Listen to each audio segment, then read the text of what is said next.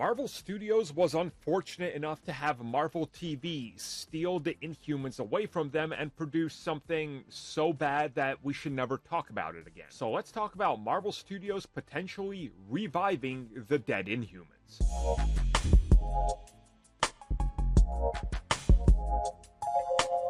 So we know, as we recently discussed it in one of the many books that's covered the history of Marvel Studios, that Kevin Feige and Marvel Studios began developing the Inhumans years ahead of the announcement of the film, and then ultimately it becoming a TV series that they were not involved with.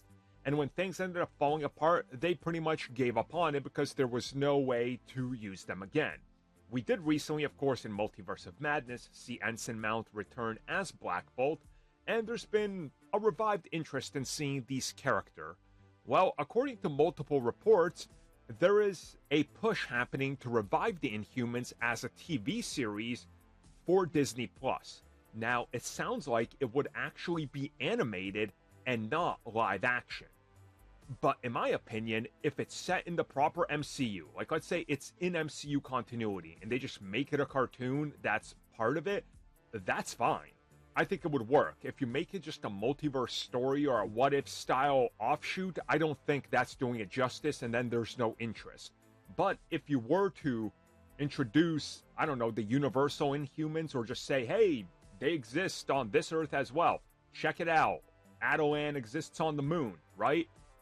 Do you guys want to know more about Attilan and what they've been doing in their history? Watch the animated series, and we brought back all these voice actors that we got them in live action when we showed them to you.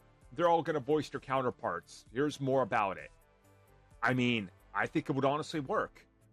The one thing that's always been cited as something that kept the Inhumans back from happening under Marvel Studios was the complexity of the characters and how they can fit it into a film. Well, a cartoon, 8, 10 episodes or whatever, 20, 30 minutes a pop, explaining what they are, the Game of Thrones style plot up there on the moon about hierarchy and power. I mean, it's very much a thing. And if you wanted to tell some stories that don't impact the MCU, well, you got the Inhuman Eldrac. He's literally a giant door that swallows you whole, but sends you into any multiverse you want to go to. I mean, the story potential there is just waiting to be explored.